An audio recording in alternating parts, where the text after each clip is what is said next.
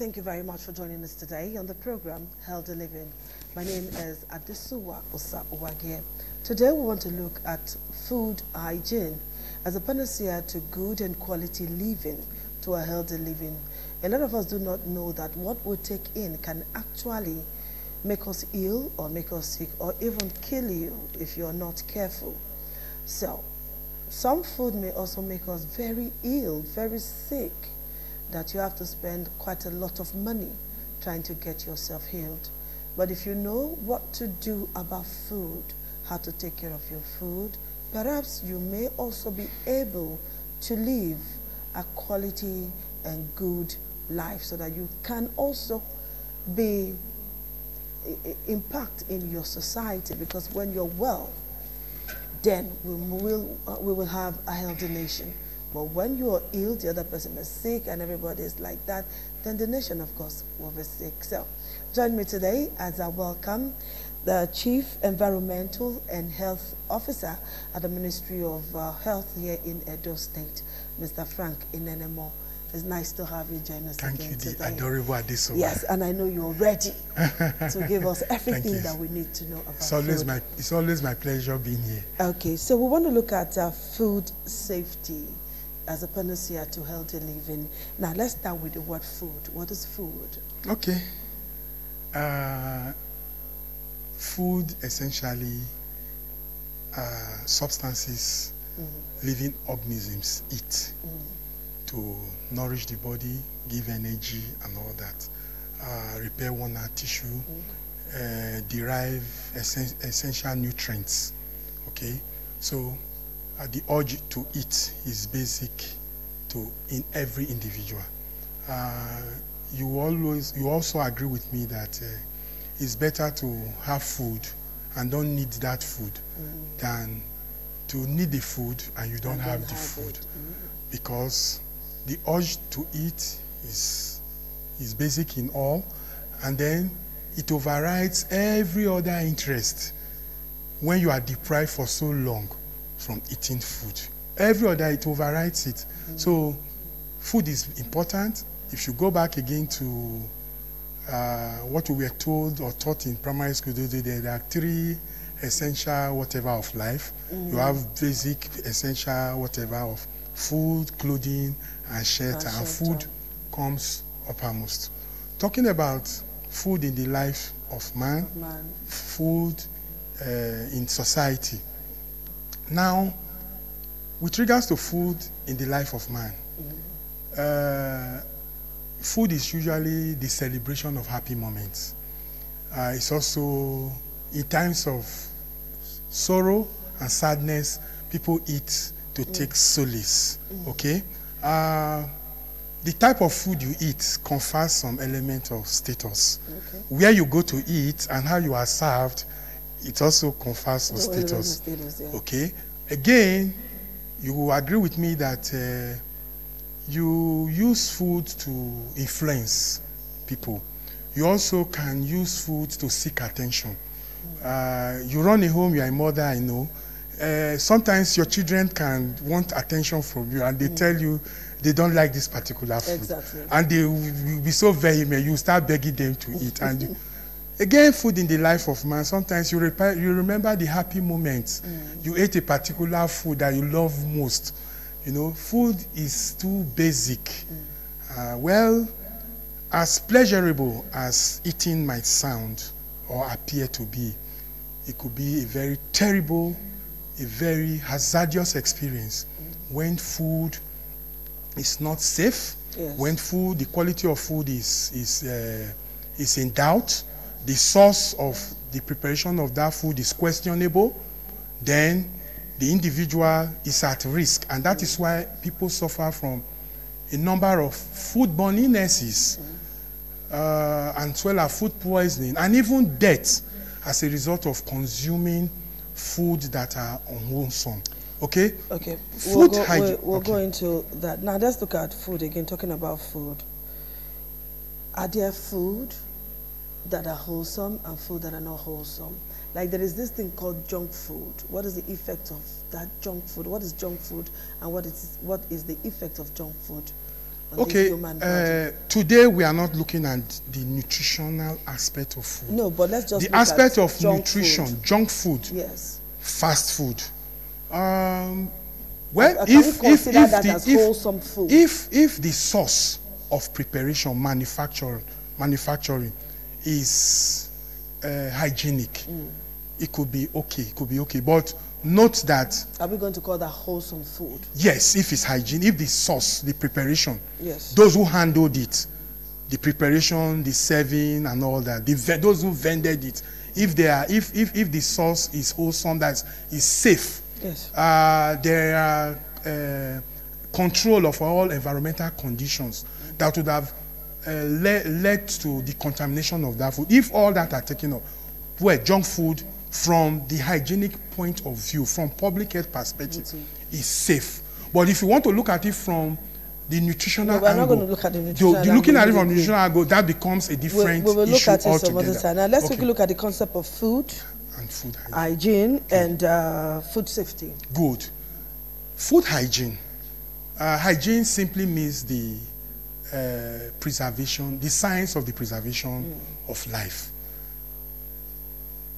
Wholesomeness, food sanitation, food safety.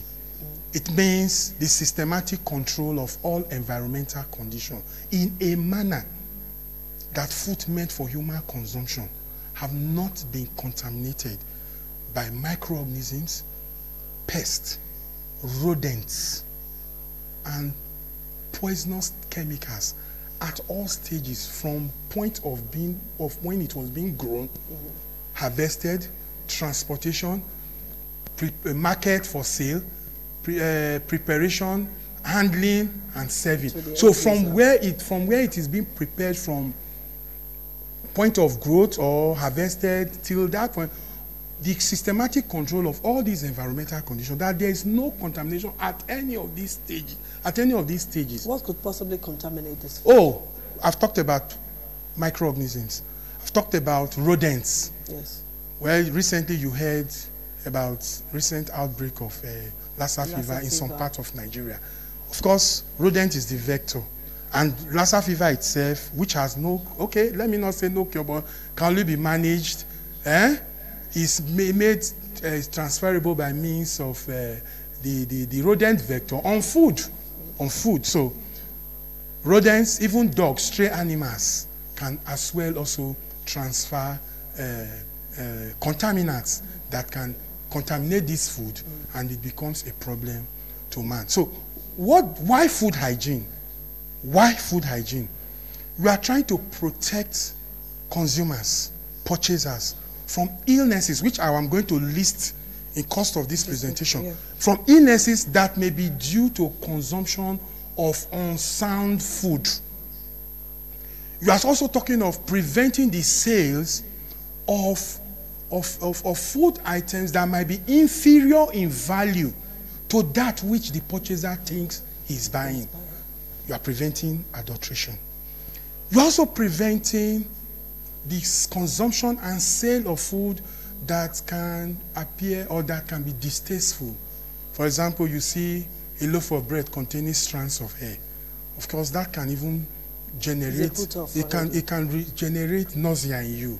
You can present some abnormal reaction on that. And then we're also talking of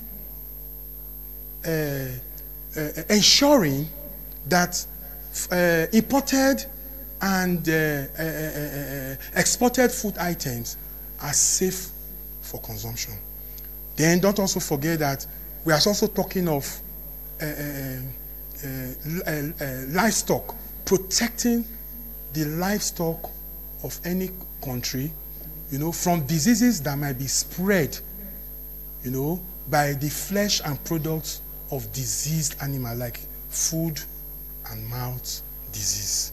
So, food hygiene is crucial in public health, because we are now talking. That's why on insanitary food premises, there should be restriction of insanitary food premises. Open kiosk or open stores in the market, under trees, shades, parks, and the likes. that have not, yes, that are not approved. Now, I have given a rundown of what food, the concept is about, yes, the objective, and people suffer and even die from consuming unsound and unwholesome food. What are the foodborne illnesses? What do we understand by food poisoning? Food spoilage. I will categorize them according to the specific causative agents, ranging from viruses, bacteria, rickettsia, protozoa, mushrooms, and even yeast, and then parasites. Let me start with the viruses. They are the smallest form of life. Viruses can easily pass through filters that ordinarily can be retained or can retain bacteria, to tell you how small. So you need an electron microscope to be able to view it. And they did not reproduce by binary or transverse section. The common diseases associated with food that are foodborne. You see, when I say foodborne illnesses, we are talking of illnesses that are contracted by way of agency of food, by way of food becoming the vehicle of transmission, including water. Okay? Even if I'm not going to categorically say that water itself is food, but vehicle of transmission through injection, through the mouth, because that's the gateway to the internal environment of the body. So common illnesses that are associated with viruses that are foodborne in nature are hepatitis, which is a liver problem, and it can be very deadly, particularly with hepatitis A. Poliomyelitis, that can cause paralysis to children. And then the big one of them all is Lassa fever. Because some years ago, a lot of students died of Lassa fever in Edo Central, particularly in Ekpoma area, because of consuming gari. They expose their gari, rodents go there, the Mastomys natalensis, which is the vector multimametra that transmits the Lassa fever virus, you know, will go there and urinate and even excrete. And because these have not gone through fire, these persons drink this gari and they come down manifesting Lassa fever, and is deadly, and a lot of persons have also died.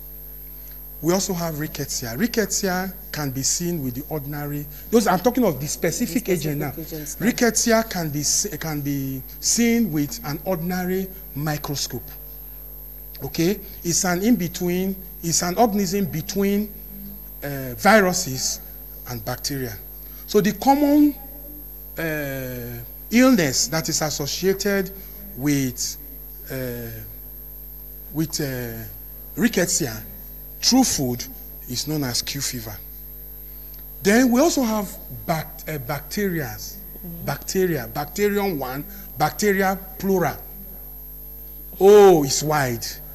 Organisms responsible for cholera. Everybody knows what is cholera. Yeah. You are vomiting, you are stooling, particularly with rice-like water stool. You are stooling excessively, you are dehydrated, loss of electrolytes and all that, and in severe cases, if not managed, the person can experience circulatory collapse and eventual death. Yeah. And don't forget too, cholera is an internationally notifiable, quarantinable disease. We also have dysentery with shigellosis, bacillary dysentery. Bacteria are also organisms, forms of plant life. When they are oval or round in shape, we refer to them as cocci. Cocci. Like you hear staphylococci, streptococci, and all that. Okay? You also have others like Clostridium perfringens, Clostridium welchi. These are bacteria that contaminate foods and common food that are implicated, starting from viruses, rickettsia to bacteria. Ice cream is a very good vehicle for the transmission. Raw salad, vegetable, cheese, contaminated meat. You see the way our abattoir. I give you an instance that from the way the emphasis on food hygiene is to prevent the livestock, and everybody knows that our source of protein most times is from livestock. So we have Clostridium welchi, Clostridium perfringens under bacteria. We have Clostridium botulinum, okay, for bacteria. Then let's take the parasites, which has to do with worm infestations. Worm infestation, hermetic infestation.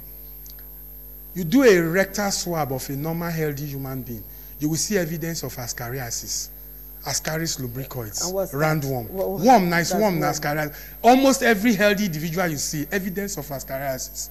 Achelostomiasis, Necator americanus, Diphyllobotum latu, that's fish tapeworm, Cysticercus, all of this Taenia saginata, pertaining to beef tapeworm, Taenia solium pertaining to pork tapeworm, Diphyllobotum latum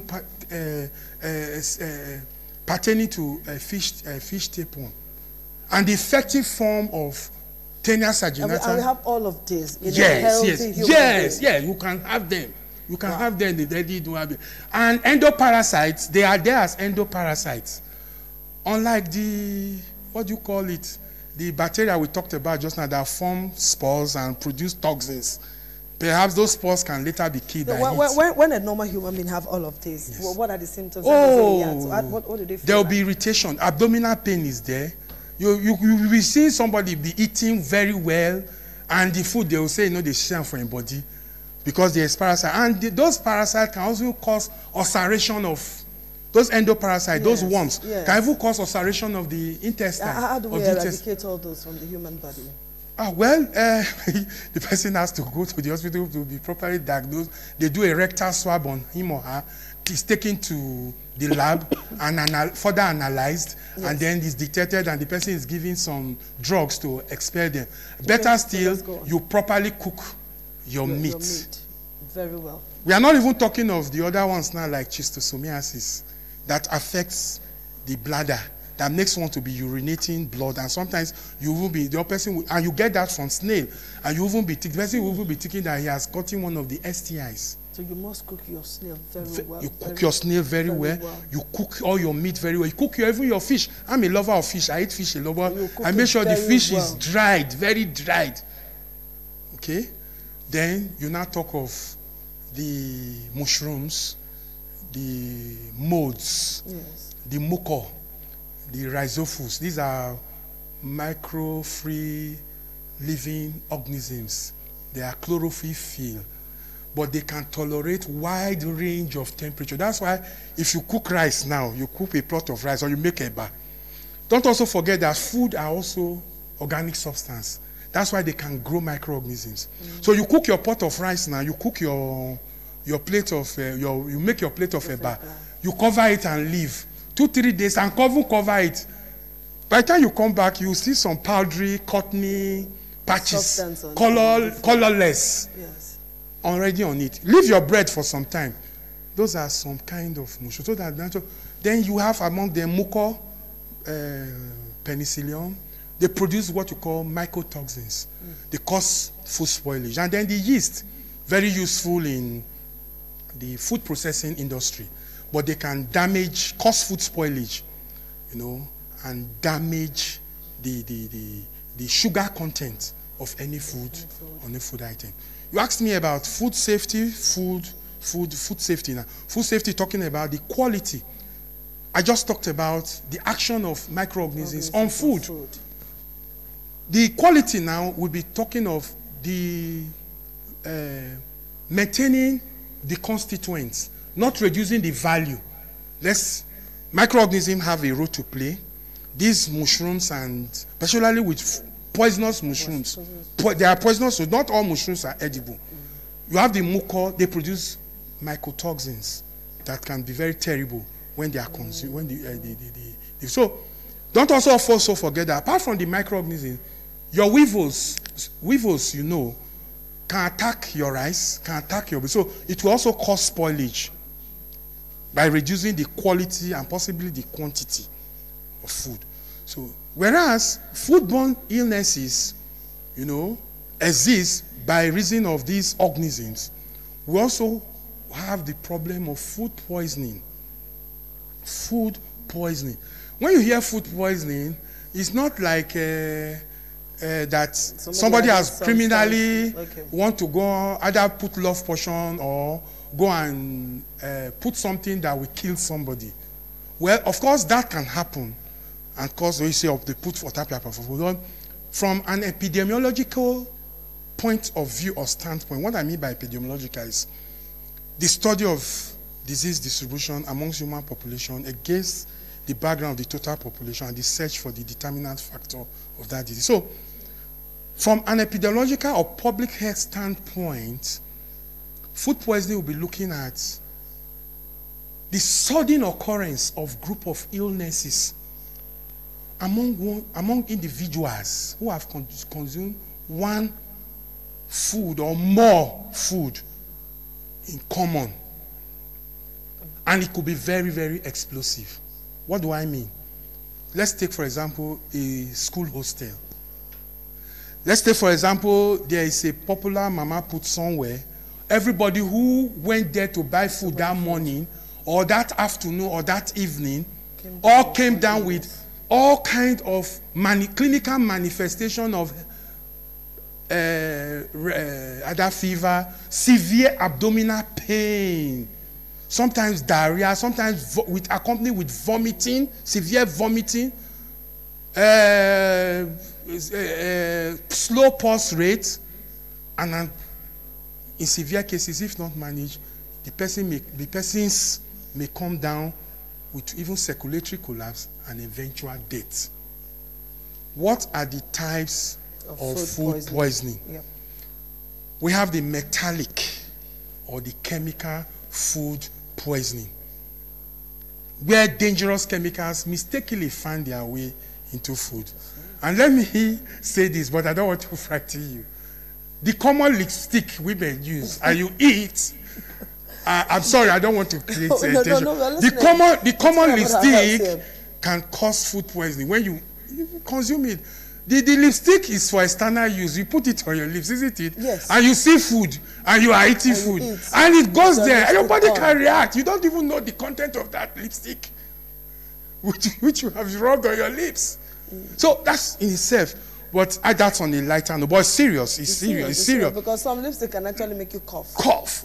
Now, we also have lead poisoning. There could be lead poisoning. We're talking of dangerous chemicals.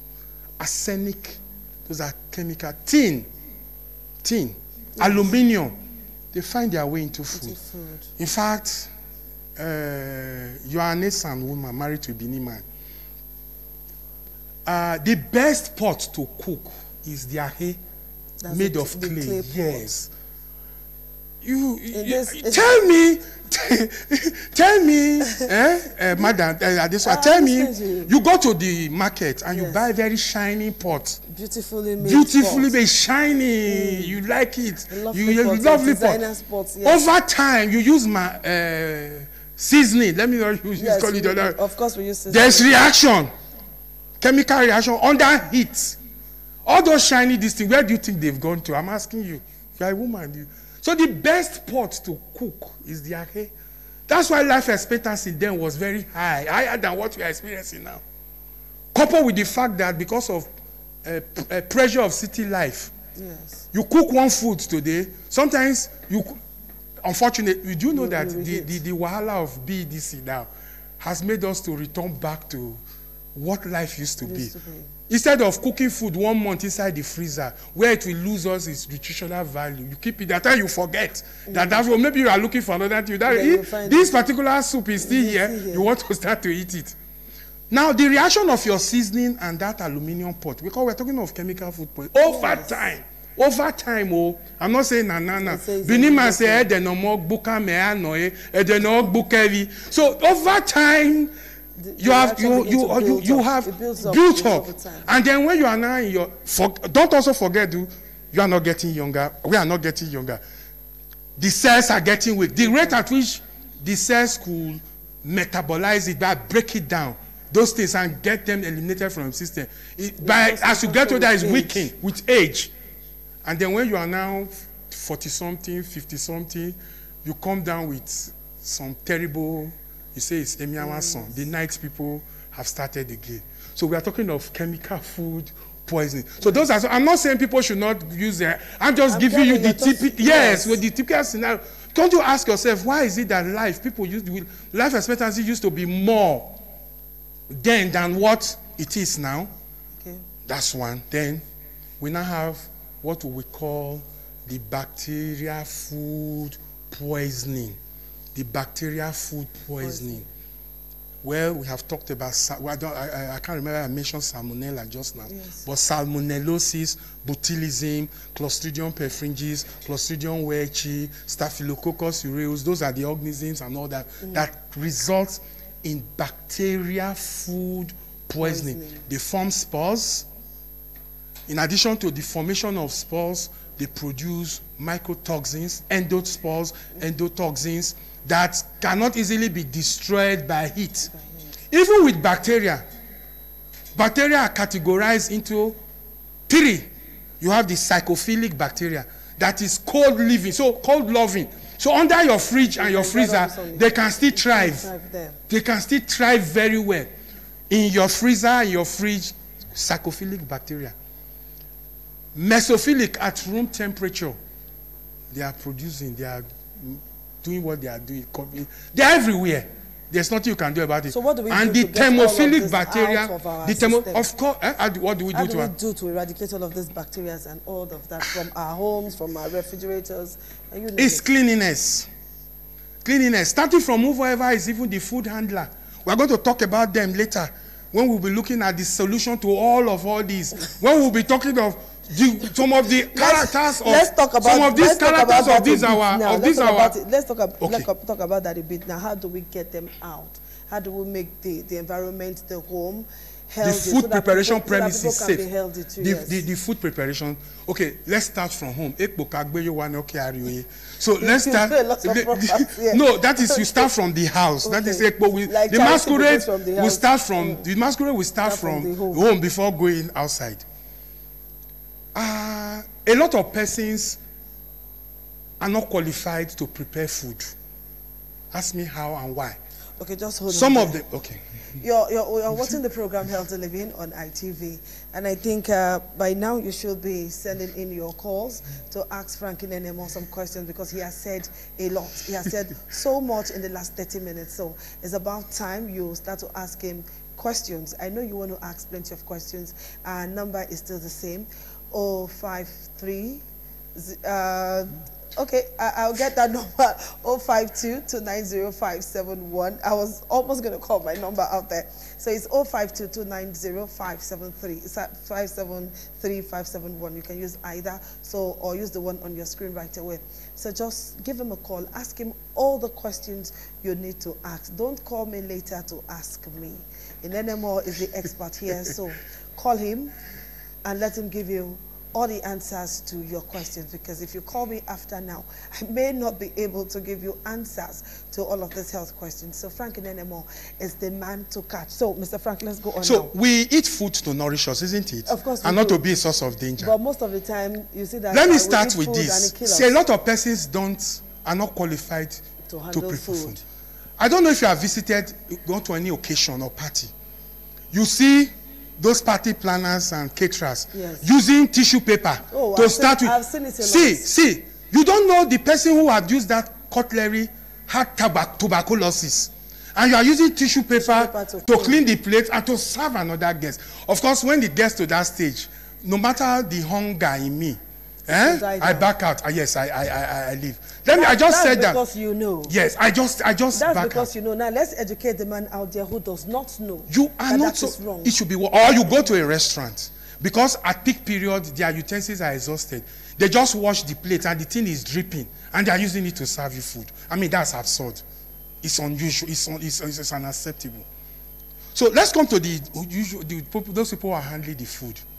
That is, in fact, that act is most aesthetically undesirable and most hygienically unsafe. And then the act of testing, doing like this, smoking, snuffing, picking your nose, your ear while you are cooking. I mean, then people with septic conditions, they have whitlow, they have skin abrasions, you know, have that. I'm not trying to be too sophisticated now, saying they get medical certificate, too academic. Okay, let me not use the word. So, medical certificate. We are talking of even from our own homes. And then we'll be saying, how many people can feed to absorb it? Well, at your own level, you should be able to. Okay, you go to use the convenience while you are cooking. You don't know that you are. I taught in this program, in one of my presentations there, the 10 steps to wash hands. You just came in from the bedroom. Oh, sorry, the toilet, the latrine. You didn't, yes, I use latrine because that's the facility for the convenience where we deposit human waste. And you didn't bother to wash your hands. You just continue with that. Of course, you are likely to soil that food, contaminate that food with whatever bacteria or virus or whatever you have. Apart from the aspect of fecal-oral transmission and even housefly mechanically carrying these disease-producing agents into the food. And it's most dangerous for raw foods like salad. I just cautioned somebody a while ago while I was coming to this program. The person is so, I said, do you know the source of this salad you are eating? The person that is preparing it, do you know how medically fit? And we see a lot of. I said, I don't want to discourage you, but I'm only just telling you to be a bit cautious because you can get some form of food poisoning from that salad. Even the sight of the person that you will always hear that. So that you know they kill African man. So the stages are these. Those who are responsible for the preparation of that food, how medically, I just talked about some character, talking over a bowl of food that is meant for public consumption, laughing over a bowl of food, or quarreling, or even fighting. I don't know, these are common scenario in some food premises. Madam, now this particular abodi I want. This one, now this fuku, now I want. You are talking over, and this food, and you may be a healthy carrier of one of the airborne infection. I told you just now, using tissue paper to clean plates. You don't know whether that person who used that plate has a tuberculosis. And you are cleaning it. That tissue cannot remove the tobacco bacillus. So you only just remove the oil and the person eventually becomes, and the person comes down with it. So that is that. Then food preparing premises should be registered. People should go to where is food preparing premises, where it's registered. The handlers have valid medical certificate of fitness. There's adequate supply of potable water because water is crucial to hygiene. You can't be talking of hygiene.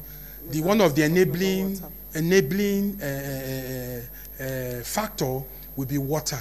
And then it should be spacious enough. There should be arrangement for sanitary conveniences in a food preparation premises. Like these local mama pools, many of them don't have. Sometimes they are preparing food here. You are seeing the woman who is handling the food or preparing the food, baby, is doing his own poo-poo in somewhere, and it's closed, and flies are pesting there, and the next thing they carry. So, and most of these, they are ventilating opening of such premises are not even screened.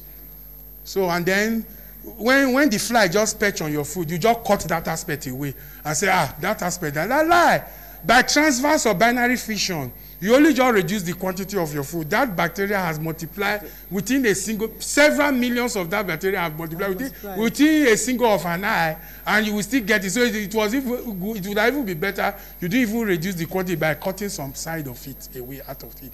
So there should be portable water supply. So we should also be very careful with flies. Flies. Of course, flies is a vector of dysentery, either amoebic dysentery, which is of the parasite group.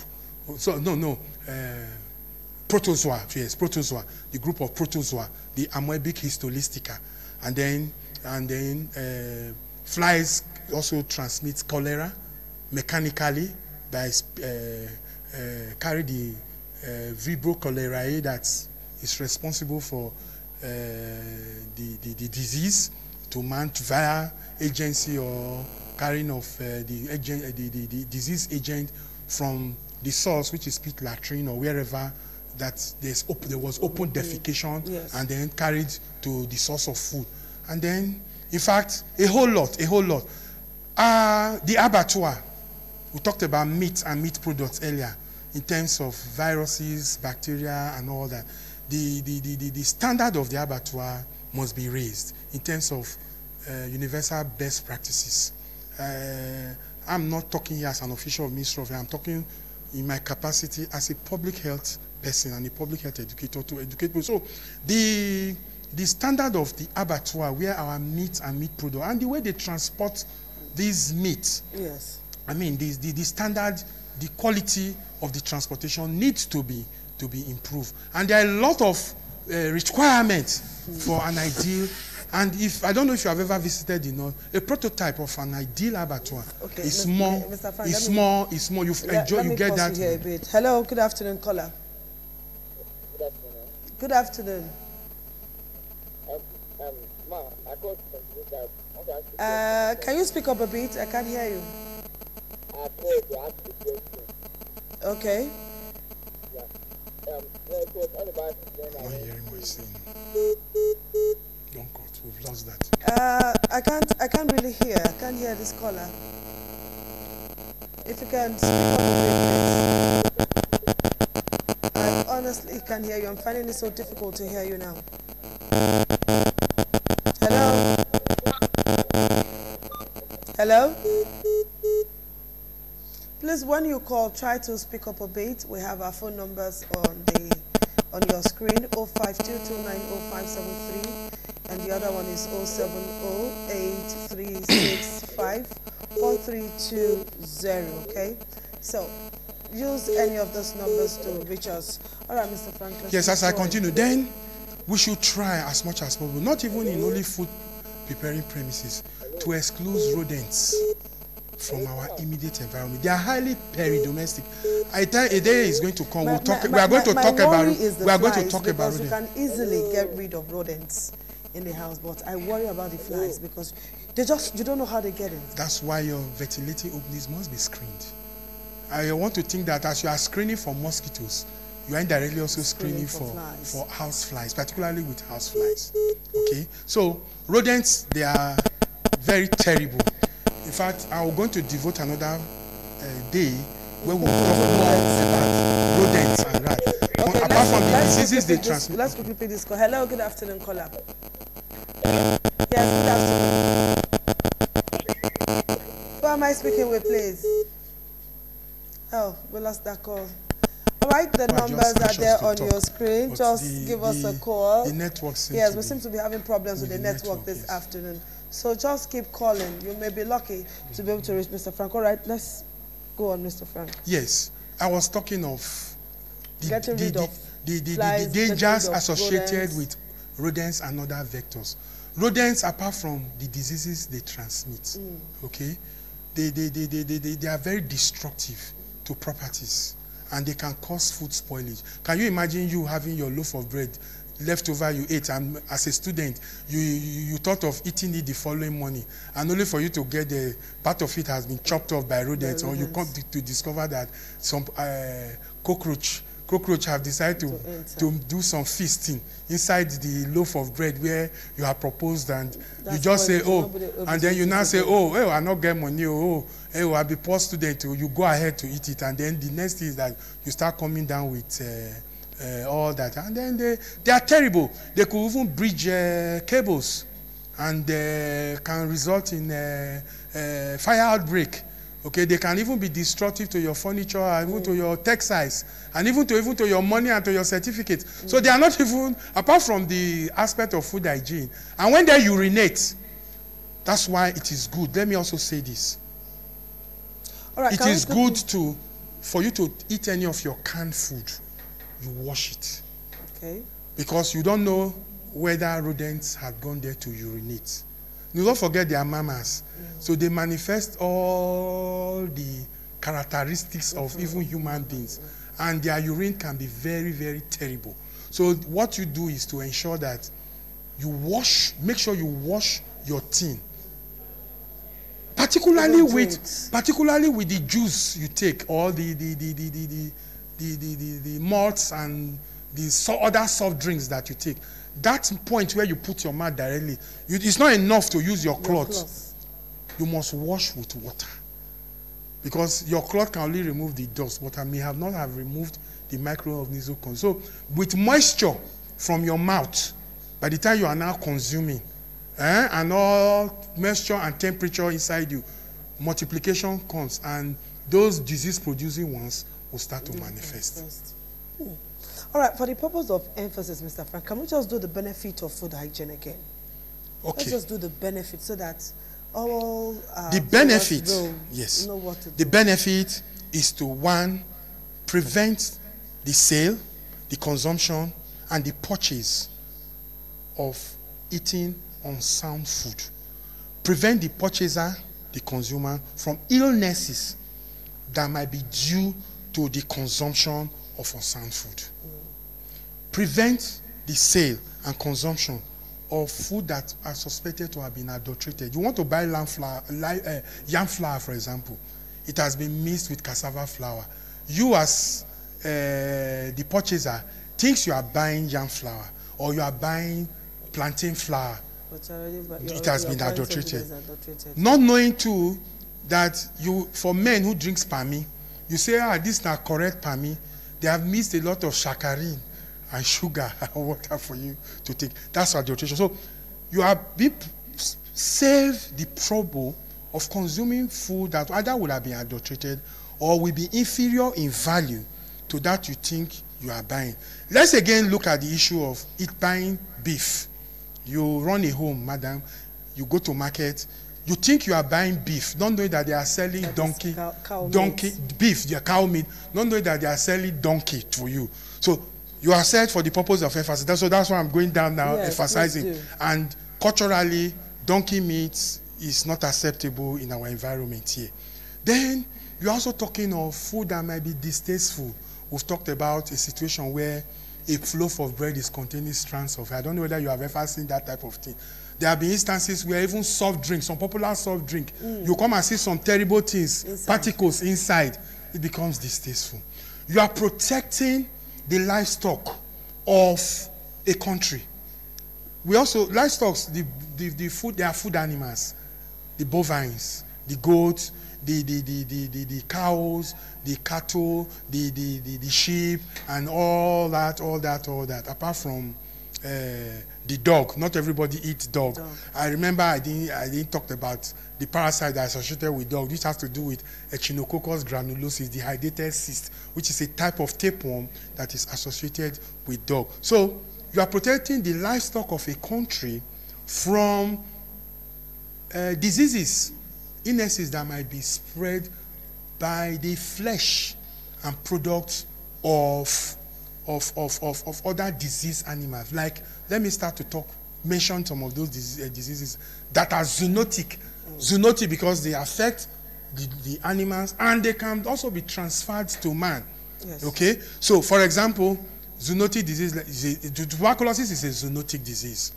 Foot and mouth disease is a zoonotic disease. You know, trypanosomiasis, which is transmitted via agents of Glossina papalis, which is sesefly. Sleeping sickness is also zoonotic. So those are, you are protecting the livestock, because by way of food chain, even with the plants, if you deposit terrible hazardous chemical in an environment where certain plants, I remember when I was doing my postgraduate studies at the University of Ibadan, there was a study my project supervisor compelled me to undertake. There were people from a particular area, around Bodija area, that lived behind, you know, this battery for cars, where they provide. People that, because we were always going to UCH for practicals, you know, people from that particular area, they were known to be coming down with cancer condition, which means the discharge of the used batteries, the waste product from that battery processing around Bodija area, plants are growing there, and people there are eating those plants in form of vegetable or whatever, and it bioaccumulates. And by way of food chain, those things are not, those hazardous chemicals that have been absorbed are not destroyed by those plants. So by way of food chain, it gets again to man, and those poisons start to affect the people, and the people start, and they are carcinogenic. Okay, hello. Let's do this call now. Hello? Hello? Yeah, good afternoon. Good afternoon, madam. Okay, tell us your name and ask your question, please. Okay. What should I discuss for there?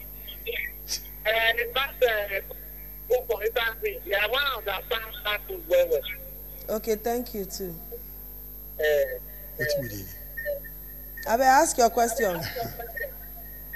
Whether they keep for free, whether we have it, if they drop well, because if I drink the food come out, if I want my mistake, that thing to come out mistake, it will get different. Okay. If you put food for fridge, you want them again. Whether it's good for consumption, if I get you right. Okay. Food taken from the fridge. Okay. Okay, I think if I can get him properly, hear what he has said, okay. If I can understand. He's saying, particularly maybe with frozen food, you just brought it out. I think it's better to allow it to thaw first. Okay. Thaw means it will gradually defrost completely before you warm. Because it's not always the best to heat with the eyes. You may end up not getting the best. So in terms of destroying possible psychophilic bacteria that would have survived the wide range of temperature in that fridge. So you allow it to thaw very well. Then before you now apply the heat. Okay. And it becomes better and you get value for what you have done. All right, while we're discussing, you talked about hand washing, how it can help. Yes. You know. Okay, let's pick this call before we do a little bit of demonstration of that. Hello, caller. Good afternoon. We should stand. Okay. Hello? Hello, good morning. Yes, good afternoon. Oh, network. All right, we seem to be having problems with the network, but don't worry.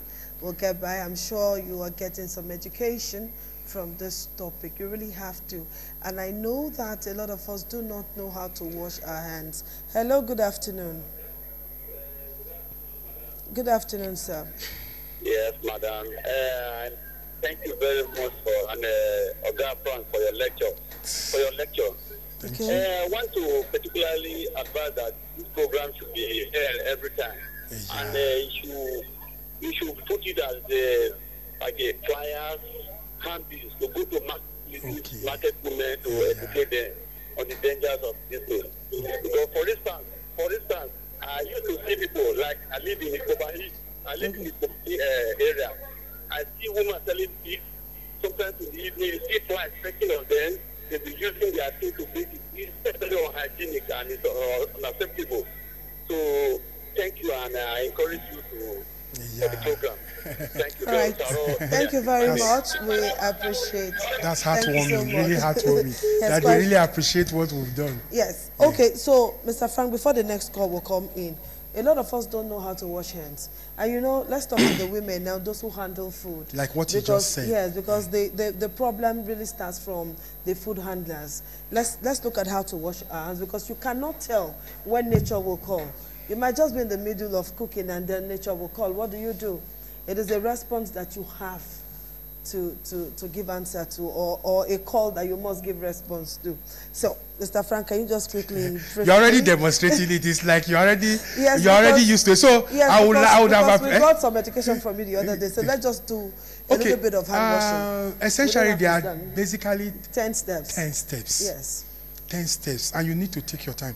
To start with, you must use liquid soap or a gel, not a tablet or bar soap. It must be a running water for it to be properly done. It must be a running water, and there must be availability of a gel soap soapy joel, whatever. That's You understand liquid, what I mean? Liquid soap. When or you say liquid soap. they understand. Then the steps are this. Like this. That's with the soap already in your palm. With your palm, like this. And then again like this. With step 2. Again like this. That's step 2. Step 3. Like this. Like this. Step 4. Like this. Like this. Okay. Step 5. Like this. Step 6. Like this. Meanwhile, as you are doing it, you are doing both hands. So yes. I'm just hurriedly. 6. Yes, like this. Yes. Step 7 again. That's like this. Like this. That's like this. Like this. Like this. All the web of the fingers are taken care of. And then step 8 again, you come to your wrist. 7 is your wrist now. You come to your wrist. The wrist has been a heaven for, or heaven, sorry. Okay. Let me pronounce it properly. A heaven for most bacteria to thrive. The wrist. Yes, yes. So step 8, then step 9 again, you come back, and then step 10, you now completely you wrist, and then you down. Maybe there's this mechanical way of drying your hands. Okay. Instead of using a particular tissue, tissue fine, but using a towel, where more than 10 persons are using to. That may amount to transferring. So make the hand washing yes. So those are the steps which you need to take, but there must be availability, because by the time you use a bar soap or a tablet soap I have used, another person is using it. Whatever I have deposited is transferred to the other person. All right, just before we go, because time is not our friend, now let's quickly look at the way forward for ensuring high standard of good hygiene, of food hygiene, food safety as a measure to prevent food-borne illnesses, perhaps food poisoning. There should be strict enforcement of the public health law. Within the context of this discussion, food hygiene is being looked at from the point of food meant for public consumption. Mr. Frank, let's quickly do this. Hello. Okay, we lost that call. I wanted to use that as the last call before sale. We lost that call. All right, let's quickly do this. So there must be strict enforcement, restriction of insanitary food premises, unregistered food premises. Food handlers must be seen to be medically fit to handle food. So when they have these conditions, they should not be allowed to, even in your own private preparation of food, except such abrasions or skin lesions should be properly medically attended to before you can. And then if for any reason you have reasons to touch that area, you should wash your hand. There should be no picking of nose, like I said earlier. And then the premises should be very, very sanitary. No accumulation of debris or waste, garbage content of leftover of food should not be there. Sanitary conveniences, adequate potable water supply, arrangement for the storage of waste that is being generated, particularly with the garbage content of the refuse that was generated in that area. And then there should be regular evacuation. And again, maybe it will be time again to talk about it, waste management. The concept of recycling waste, the concept of reclaiming waste, and the concept of reusing waste. All these, should be put into place so that nothing is even waste. It's just that you as Adesuwa didn't want it again. It's what you refuse and could become of economic value to somebody else. All right, Mr. Frank, thank you very much for being part of the program. And before we go, your health remains your responsibility. It's your responsibility. Life does not owe you health, just as it does not owe you wealth. All right, people, I want to say thank you very much. I must apologize that for the fact that the network was quite busy. The network was bad, so we do sincerely apologize for that. That we have no power over. Maybe next time it will be better. You can call in to ask all of your questions. We thank you so much for being part of the program. And hopefully next week my voice will be better. I'll see you again. Bye-bye.